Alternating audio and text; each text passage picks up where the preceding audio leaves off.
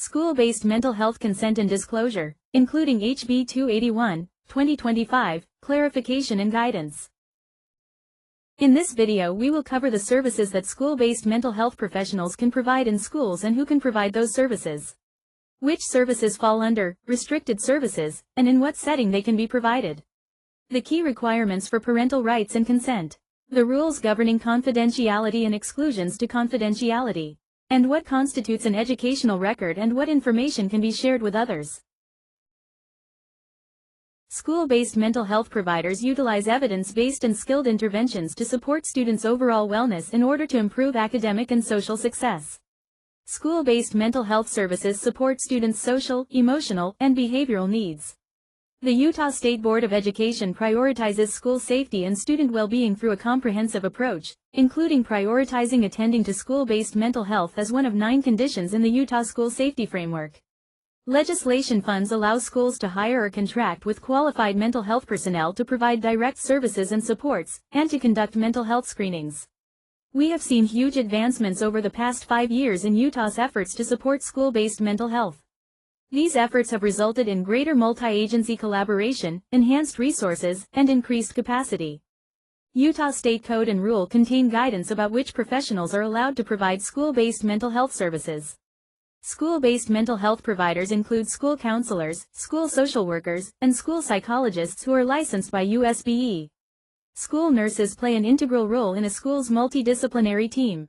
Schools are able to use grant funding from the School-Based Mental Health Qualifying Grant to hire school nurses, but they are not considered authorized personnel who can provide restricted services.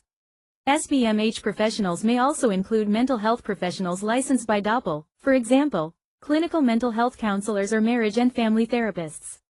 Some professionals may hold dual licensure from both DOPL and USBE. For example, a school social worker might have an educator's license through USBE, and might also be licensed through DOPL. Schools need to be aware of certain key requirements related to school-based mental health services.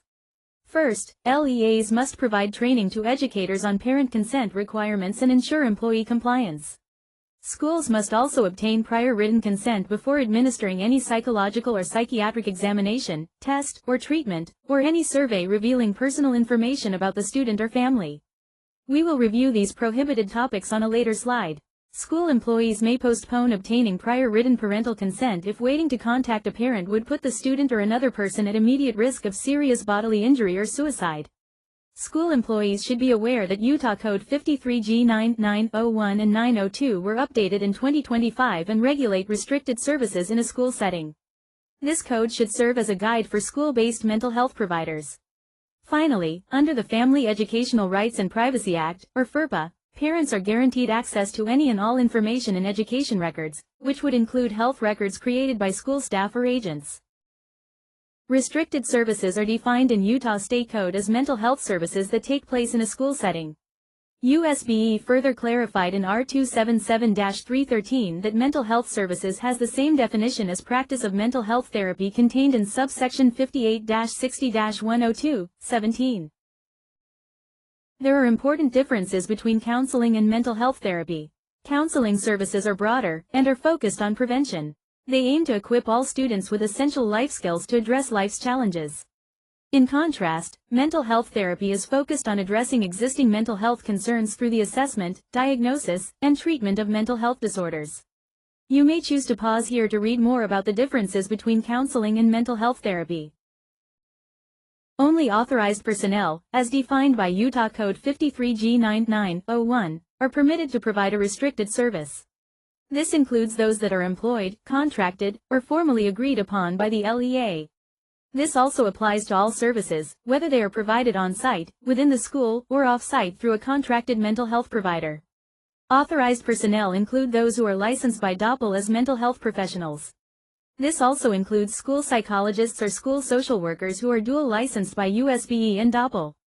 It is important to remember that any mental health professional working in a school setting, whether on-site or off-site, are governed by Utah State Code and Rule. This graphic illustrates the interplay between the professional scopes of practice for various school-based mental health providers.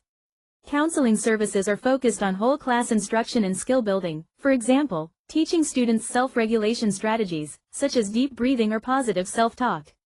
School counselors are also able to provide short-term, solution-focused counseling, and can teach crisis prevention and provide support during crisis situations. Counseling services can be provided by school counselors, school social workers, school psychologists, and other authorized personnel. Mental health services include the assessment and diagnosis of mental health conditions. Authorized personnel may also develop treatment plans and provide individual therapy. Only double-licensed mental health professionals may provide mental health therapy. School psychologists and school social workers may be licensed by both USBE and DOPL. The services they provide must be within their scope of practice. When providing mental health services, specific consent and notification requirements apply. When obtaining consent, the LEA, school, or authorized personnel must consult with the parent and give them the opportunity to identify topics or issues that they would like addressed or that cannot be addressed during therapy. Consent is generally required before the initial session each school year, with exceptions for crisis situations or situations in which the student's safety is at risk. A standardized consent form is required, and specific criteria are outlined in Utah Code Section 53G9902. USBE also provides a model consent form that LEAs can use to develop their own forms. An IEP or Section 504 plan can satisfy the consent requirement, meaning, if mental health therapy services are outlined in the IEP or 504 plan, a separate consent form is not required. In addition, if the IEP or 504 plan specifies that services may be provided in a group setting, this is allowable. It is important to note that this is the only situation where restricted services can be conducted in front of other students. Parental notification is required after each session, unless the parent opts out. This notification must include that the service took place, along with the topic discussed. Finally, as previously discussed, authorized personnel may not address a topic or issue with a student when a parent or guardian has expressly stated to not address that topic. Certain safety and mandatory reporting exclusions apply. Utah Code 53G9902 also contains language that limits when group services can be provided. If the service being provided is considered a counseling service according to R277-313, then those services can be provided in a group. Some examples include skill building, solution-focused counseling, and support groups. As stated previously, mental health therapy in a group is only allowable if those services are outlined in an IEP or 504 plan. Mental health therapy groups are restricted whether they are provided by full-time or contracted employees. These new regulations have created a bit of a balancing act for those that are dual licensed. Keep in mind that your role should be defined by your LEA and should align with your scope of practice. For those that may find themselves in a dual role, where they are performing both counseling and mental health therapy, it is important to be explicit with parents and others about which service you are providing. You should only use therapeutic modalities during therapy. It is also recommended that you use two separate consent forms, one for counseling and one for therapy. Confidentiality is important when providing any school-based mental health service. Confidentiality is governed by federal law, state law, USBE rule, and professional ethical standards. You may wish to pause here to read about specific regulations. While confidentiality is important, there are circumstances where student information may be disclosed. An educator shall not knowingly violate student confidentiality unless revealing confidential information to an authorized person serves the best interest of the student and serves a lawful purpose. School employees or agents must immediately notify a student's parent if they believe the student's well-being is seriously threatened. However, if the Division of Child and Family Services has been contacted, they are responsible for notifying the student's parent of any potential investigation before the student returns home from school. For the purposes of referring the student to appropriate prevention services and informing the student's parents, any school employee, agent, or school resource officer who believes a student is at risk of attempting suicide, physical self-harm, or harming others, the school employee, agent, or school resource officer may intervene and ask a student questions regarding the student's suicidal thoughts, physically self-harming behavior, or thoughts of harming others. Any person who has reason to believe that a child is, or has been, abused or neglected, or who observes conditions that could reasonably result in abuse or neglect, must immediately report it to DCFS. Utah Code 76-5-19 added psychological injury to the definition of abuse. During a restricted service, if an omission would put the student's immediate safety at risk, and if a student discloses information creating a duty to make a mandatory report, The authorized personnel may further discuss the banned topic only to the extent necessary to make the report. Some key points to keep in mind when sharing confidential information. Within the school setting, you should consider whether or not the information is required for the individual to do their job, and only share the minimum amount of information needed for them to support the student within the scope of their work. When sharing information outside the school setting, you should ensure that you have an authorization to release information form signed by a parent or guardian before releasing any information to any outside entities. Student educational records are those that are directly related to a student maintained by an educational agency or institution or by a party acting for the agency or institution and are accessible to parents. Records that are kept in the sole possession of the maker and are used only as a personal memory aid, and are not accessible or revealed to any other person except as a temporary substitute for the maker of the record, would not be considered an education record. When providing school-based mental health services, it is important to keep records in a secure platform, including progress notes, as they may include sensitive information. Many services require informed parental consent, including mental health therapy, assessments and screenings, counseling services, both individual and in a group, 504 and IEP services, the discussion of protected topics, and certain surveys. Utah Code 53E9203 requires parental consent for specific activities, including discussion of protected topics. These topics include political affiliations or philosophies, mental or psychological problems, sexual behavior, orientation, gender identity, or attitudes, illegal, antisocial, self-incriminating, or demeaning behavior, critical appraisals of people with a close family relationship, religious affiliations or beliefs, privileged relationships, such as with lawyers, medical personnel, or ministers, and income, except as required by law. There may be times when a student starts talking about a protected topic without consent. If the student is describing self-harm, or if you think the student might attempt suicide or hurt another person, it is permissible to continue the conversation. The student's parents should be immediately informed, and the student should be referred for additional services. If the student is not discussing topics that place themselves or others in immediate danger, you should not ask additional questions or expand on the topic. You should politely inform the student that you can't discuss the topic without parental consent.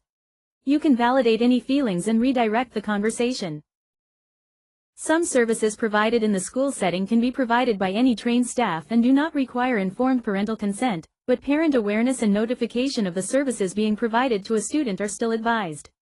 Some examples include teaching and implementing basic stress management, mental health promotion and resources, suicide prevention education and training, and de-escalation strategies.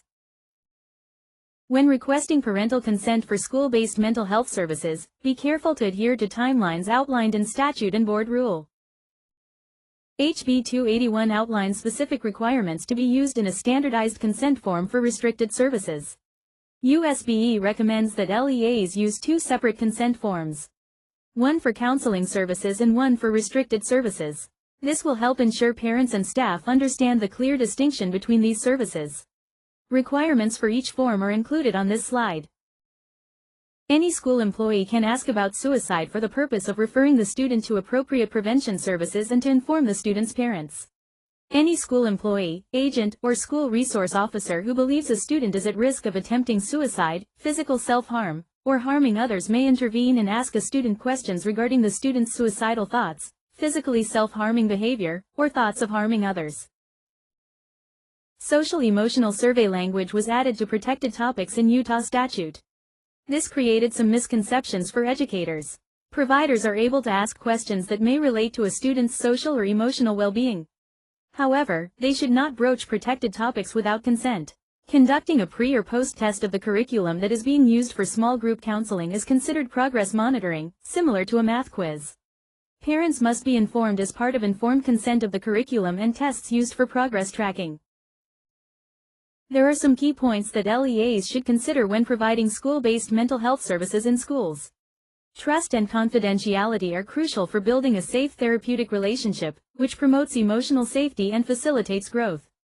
LEAs should strive to foster positive relationships between school-based mental health professionals and parents.